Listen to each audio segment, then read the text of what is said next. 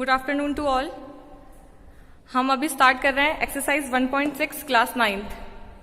हम डिस्कस करेंगे इसमें लॉज ऑफ एक्सपोनेंट्स, मतलब जो पावर वाली जितनी भी टर्म्स होती है ना, उनको सॉल्व करने के लॉज क्या है। ठीक है, मैंने यहाँ पे सारे लॉज लिखे हैं, उसका एक एक एग्जाम्पल लिया है, तो हम ये देखते हैं।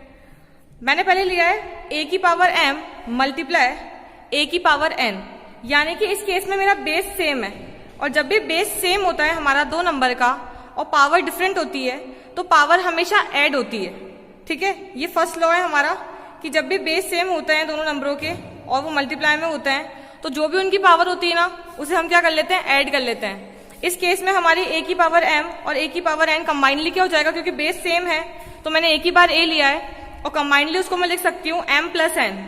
इसका एग्जाम्पल देखिए, इसका एग्जाम्पल मैंने यहाँ पे लिया है 17 की पावर 2 मल्टीप्लाई 17 की पावर 5। ठीक है, अब इसे मैंने लिखा कैसे है, क्योंकि 17 और 17 मेरा बेस सेम है तो 17 वन टाइम आया है, और जो मेरी पावर है 2 और 5 उसको मैंने यहाँ पे लिख दिया ऐड में, क्योंकि लॉ के अकॉर्डिंग क्या होता है, जो भी पावर होती है वो क्या होती है, ऐड होती है। तो यहाँ पे 5 और 2 क्या हो जाएंगे, 7। इट मीन्स ये क्या हो जाएगा, 17 की पावर 7। ठीक है, सेकेंड आइडेंटिटी देखिए, a की power m bracket power n, मतलब पहले इसकी खुद की एक पावर है एंड होल ब्रैकेट, फिर ऊपर एक और पावर है। जब भी पावर के ऊपर पावर होती है तो हम दोनों पावर को आपस में क्या कर लेते हैं, मल्टीप्लाई। तो combinedly we can write this a m into n। ठीक है, मैंने यहाँ पे एग्जांपल लिया है 5 की पावर 2 और होल पावर 7 ली है, क्योंकि a की बेस है और पावर के ऊपर पावर है तो ये पावर क्या होगी, मल्टीप्लाई। 7 2 14। आंसर क्या हो गया मेरा, 5 की पावर 14। ये सेकेंड लॉ था। Moving on third law, a की पावर m अपॉन a की पावर n। a क्या है यहाँ पे, a यहाँ पे नंबर है, सेम नंबर, उसकी डिफरेंट डिफरेंट पावर है, बट वो डिवाइड में है। ठीक है, अब क्या होगा यहाँ पे, डिवाइड के अंदर क्या होता है, डिवाइड का रूल है वही, सेम बेस, तो एक बार बेस आएगा एंड जो पावर है वो किस में होगी, अब माइनस में, क्योंकि जब पावर मल्टीप्लाई में होती है तो प्लस में होती है और जब डिवाइड में होती है तो माइनस में होगी। एग्जाम्पल देखेंगे इसका। मैंने लिया है 23 की पावर 10 एंड 23 की पावर 7। बेस सेम है 23, दोनों पावर डिफरेंट है और अपॉन में है, डिवाइड में है, तो पावर क्या होती है, माइनस। That is 10 minus 7। अगर ऐसा होता कि ऊपर 7 होता और नीचे 10 होता, उस केस में अगर जब पावर माइनस होती है तो आंसर माइनस में आता, पर क्योंकि हमारा 10 ऊपर है, बड़ा नंबर, जब मैं 10 माइनस 7 करूंगी तो मेरी होल पावर क्या जाएगी, 23 की पावर 3। नेक्स्ट आइडेंटिटी है, अब यहाँ पे थोड़ा सा डिफरेंट है। डिफरेंट ये है कि बेस अलग अलग है, एक बार बेस a लिया है, एक बार बेस b लिया है, बट इस केस में पावर क्या है दोनों की, सेम। तो इसमें क्या होगा, जो भी आपको ऑपरेशन बोला है उसमें क्या आपको मल्टीप्लाई करना है या डिवाइड करना है, वो आप नंबर्स पे अप्लाई करेंगे और बाद में सेम पावर पुट कर देंगे। कैसे, एग्जांपल देखिए। मैंने यहाँ पे लिया है 7 की पावर 3 और 9 की पावर 3। ठीक है, दोनों की पावर कंबाइन 3 है, बेस अलग अलग है, पावर सेम है। इस केस में क्या हो जाएगा, 7 और 9 के बीच में क्या है, मल्टीप्लीकेशन, तो हम लोग यहाँ पे क्या करेंगे, मल्टीप्लाई करेंगे। 7 इंटू 9 कितना होता है, 63, और 63 की पावर क्या हो जाएगी फिर, होल पावर 3, यानी कि मैंने दोनों की पावर 3 थी ना, तो दोनों पे मल्टीप्लाई करके कंबाइंड पावर क्या पुट कर दी, 3। और इसी पे ही बेस्ड हमारे पास 1.6 के क्वेश्चंस हैं, तो हम एक बार एक एक करके सारे क्वेश्चन देखते हैं, यही लॉज हम लोग उसमें यूज करेंगे। ठीक है, ओके। एक्सरसाइज 1.6 क्वेश्चन नंबर 1, आपको सिंपल फाइंड करना है 64 पावर हाफ। सबसे पहली बात, अगर आपको पता हो जो हाफ पावर होती है वो किसको इंडिकेट करती है, रूट को। एक तरीका ये है इसका, 64 किसका स्क्वायर रूट है, 8 का, तो इस केस में इसका आंसर क्या हो गया, 8। लेकिन हमें इसको अगर ऐसे नहीं करना है तो हम सिंपल सा एक मेथड अप्लाई करेंगे इसके ऊपर। कितना रूट है ये, मतलब 1/2, पावर नीचे 1/2 में रूट जाएगा, इसको लिखेंगे हम 64। आपको स्क्वायर रूट निकालना है इसका, और यहाँ पे जैसे नीचे वाले क्वेश्चन के अंदर 5 रूट निकालना है, तो वो भी एक चीज है। जब आप 64 के फैक्टर करेंगे ना, तो कहां से स्टार्ट करेंगे, 2 से। 2 3 6, 2 2 4, 2 1 2, 2 6 12, 2 8 जा 16, 2 4 जा 8, 2 2 जा 4, 2 1 जा 2। ठीक है, ये फैक्टर हुए। अब इसे हमें किस किस के पेयर में चाहिए, हमको 2 2 के पेयर चाहिए। तो ये 1 2 3, कितनी बार लिखेंगे इसको? 1 2 3, क्योंकि उसने बोला था हम लोग 2 से ज्यादा पेयरिंग नहीं कर सकते। यहाँ पे हमारे पास हालांकि ये 6 टाइम आ रहा है, अगर वो हमको 3 पूछता है यहाँ पे, अगर ये 3 होता तो उस केस में हम फिर यहाँ पे 3 3 की पेयरिंग करते, तो 1 और 2 यही होती। पर क्योंकि उसने हमसे पूछा है 2 2 की पेयरिंग करनी है हमें, 1/2 पूछा है उसने, तो हमने 2 2 की पेयरिंग करी। कितना मिला हमें? 1 2 3, 2 2 जार 4, 4 2 जार 8। यहाँ पे हमारा आंसर क्या हो गया? 8। ठीक है, नेक्स्ट क्वेश्चन देखिए। 32 1/5 क्या सिखाया मैंने आपको? 32 और 5 स्क्वायर रूट चाहिए इसका। सेम फैक्टर करती हूं मैं 32 के। 2 1 जा 2, 2 6 जा 12, 2 8 जा 16, 2 4 जा 8, 2 2 जा 4, 2 1 जा 2। हमें कितने की पेयरिंग करनी है? 5 की। कितनी टाइम्स आ रही है? 1 2 3 4 5। आंसर कितना होगा हमारा? 1, क्योंकि हमारे पास 5 का एक ही पेयर बन जाएगा सारे 5 रूट का। तो ये क्या बन जाएगा आंसर हमारा? 2। ठीक है, यहाँ पे अगर वो 3 देता तो हम 3 3 की पेयरिंग करते हैं, वो अकॉर्डिंगली देगा, आपको उसके अकॉर्डिंग आंसर सॉल्व करना है। आप फैक्टर कर लो एक बार। अगर 2 दिया है तो हम 2 2 की पेयरिंग करेंगे, अगर 3 दिया है तो हम 3 3 की पेयरिंग करेंगे। ठीक है, तो ये दोनों क्वेश्चन ऐसे हैं। एक और क्वेश्चन है 125 1/3, वो आप खुद से ट्राई करना, आराम से हो जाएगा आप लोगों से। अभी अपन नेक्स्ट क्वेश्चन देखते हैं। Okay, our next question is question 2। Same find करना है 9 पावर 3/2।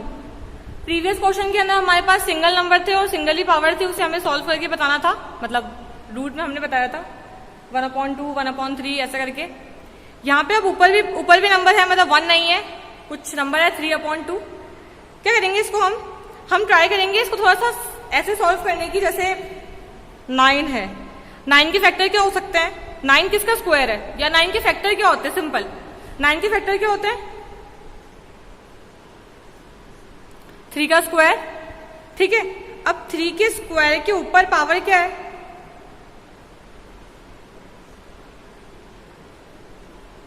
3/2 क्वेश्चन में मेंशन है हमको।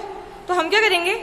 हम इसको ऐसे लिख सकते हैं, मतलब इसको हम ऐसे देख सकते हैं, पढ़ सकते हैं 3 का स्क्वायर मल्टीप्लाई, क्योंकि हमको पता है एक्सपोनेंट का जो लॉ था वो ये था कि पावर के ऊपर पावर मल्टीप्लाई में होती है। तो इस केस में ये कितना हो गया? 3/2, एंड ये यहां से 2 से 2 कैंसिल। अब 3 की पावर क्या बची मेरे पास? 3 की पावर मेरे पास बची 3। 3 का क्यूब कितना होता है? 3 का क्यूब होता है 27, and that is our answer. ठीक है, नेक्स्ट क्वेश्चन देखो। नेक्स्ट क्वेश्चन है 25 पावर -1/3। एक और बात, माइनस के अंदर जब भी पावर हो तो नंबर को अपन उसके रिवर्स, मतलब रेसिप्रोकल में लिख देते हैं। रेसिप्रोकल लिख देते हैं, जैसे 5 का हो जाएगा 1/5। तो अगर 5 की पावर -1 कहीं मेंशन हो तो हम उसे लिखेंगे 1/5। यहाँ पे सबसे पहले 125 के हम फैक्टर करेंगे। 125 की फैक्टर क्या होते हैं? 5 की पावर 3।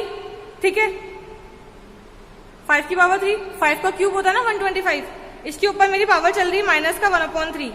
सेम मेथड से जब मैं इसे सॉल्व करूंगी तो पावर के ऊपर पावर मल्टीप्लाई में जाती है। 5 की पावर 3 माइनस 1/3, 3 से 3 कैंसिल। यहाँ पे मेरे पास 5 की पावर क्या बची? यहाँ पे मेरे पास 5 की पावर बची 5 की पावर -1। अब मैंने बताया कि 5 की पावर -1, या तो आप ये आंसर छोड़ दो, या फिर इसको जब सॉल्व करना हो तो 5 की पावर -1 रेसिप्रोकल होकर क्या हो जाएगी? 1/5। 1 का तो वैसे कोई मतलब नहीं होता, तो हमारा आंसर क्या हो जाएगा? 1/5। ये हो गया हमारा आंसर। ठीक है, मतलब पावर के ऊपर पावर क्वेश्चन करने हो तो आप इस नंबर को फैक्टराइज करो। अगर वो किसी से कट हो रहा है नीचे वाली पावर से, वैसे तो वो हमेशा ही होगा, उसे कट करो, उसके बाद मल्टीप्लाई करेंगे, एंड देन हम लोग आंसर फाइंड करेंगे इस तरीके से। अब इस एक्सरसाइज का 1.6 का सिर्फ लास्ट क्वेश्चन बचा है, सिंप्लीफाई। इसके बाद हम लोग वो देखेंगे, उसके अंदर भी सेम ही लॉज यूज हो रहे हैं।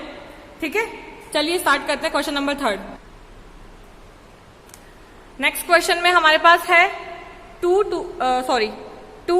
Power 2/3, 2 power 1/5।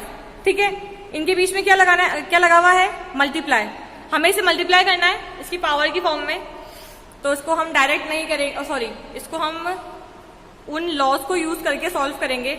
हमने पढ़ा था कि जब भी किसी दो नंबर के बेस सेम होता है, यहाँ पे बेस सेम है 2 और 2, तो पावर क्या हो जाती है? एट द एंड ऐड हो जाती है, प्लस हो जाती है पावर। तो यहाँ पे क्या होगा? बेस सेम है, मैं बेस को एक ही बार लिखूंगी, दैट इज 2/3 प्लस 1/5। पावर क्या हो गई? प्लस में आ गई। अब इसको हम कैसे सॉल्व करते हैं? दो फ्रैक्शन को एलसीएम लेके, 3 और 5 का एलसीएम कितना हो जाएगा? 15। 3 में 15 5 टाइम्स आता है, ऊपर वाला नंबर 5 से मल्टीप्लाई होगा। 3 5 ज़ा 15, 5 2 ज़ा 10, 5 3 ज़ा 15, 3 1 ज़ा 3, 10 प्लस 3 कितना हो गया? इस केस में हमारा आंसर हो गया 2 की पावर 13/15। ये हमारा आंसर हुआ। ठीक है, ये मैंने लिया जब सेम बेस हो और डिफरेंट पावर हो, तो हम लोग बेस को सेम रख के पावर को ऐड कर देते हैं।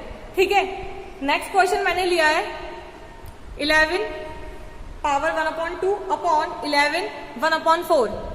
बेस सेम है लेकिन जो नंबर है वो डिवाइड में है। क्या करते हैं हम लोग डिवाइड के अंदर? पावर को माइनस करते हैं। Same 1/2 minus 1/4, 11 power. ठीक है, 2 और 4 का एलसीएम 4, 2 में 4 कितनी बार जाता है? 2 टाइम्स, 4 1 ज़ा 4, 2 माइनस 1। इस केस में हमारा आंसर क्या हो गया? 11 की पावर 1/4। ठीक है, आपको इसी के मतलब 1.6 के अंदर थर्ड क्वेश्चन के अंदर सारे ऐसे ऑपरेशंस मिलेंगे, लाइक बेस सेम है तो पावर ऐड हो जाएगी, बेस सेम है और नंबर डिवाइड में है तो पावर माइनस हो जाएगी, पावर के ऊपर पावर मल्टीप्लाई हो जाती है ना। एंड एक और क्वेश्चन, अगर यहाँ पे बेस डिफरेंट होता, यहाँ पे बेस अगर डिफरेंट होता और पावर सेम होती, तब हम क्या करते हैं? देखो एक बार क्वेश्चन देखिए, 7 की पावर 1/2 और 8 की पावर 1/2 मल्टीप्लाई में। ठीक है, प्रीवियस क्वेश्चन के अंदर हमारे पास बेस सेम था, पावर डिफरेंट थी। इस क्वेश्चन के अंदर बेस अलग अलग है और पावर सेम है। ठीक है, तो अगर हमको बीच में मल्टीप्लाई दिया है तो हम इन दोनों नंबर को मल्टीप्लाई कर लेंगे और पावर सेम लगा देंगे। अगर डिवाइड दिया होता तो हम डिवाइड कर लेते और पावर सेम लगा देते हैं। ठीक है, अब क्या होगा? 7 मल्टीप्लाई 8 पावर 1/2, 7 8 ज़ा 56 पावर 1/2। इस केस में हमारा आंसर क्या हो जाएगा? 56 की पावर हाफ। ठीक है, फिर आप चाहो तो इस क्वेश्चन को जैसे हमने फर्स्ट क्वेश्चन सॉल्व किया था वैसे भी कर सकते हैं। तो इसी के साथ हमारी 1.6 कंप्लीट हो गई है। हम लोगों ने सारे लॉस पढ़ लिए एक्सपोनेंट्स के एंड उनको अप्लाई भी कर लिया। ठीक है, आप लोग भी एग्जाम्पल ट्राई कीजिएगा और इन्हीं क्वेश्चन को वापस खुद से ट्राई कीजिएगा। ठीक है, thank you, have a good day.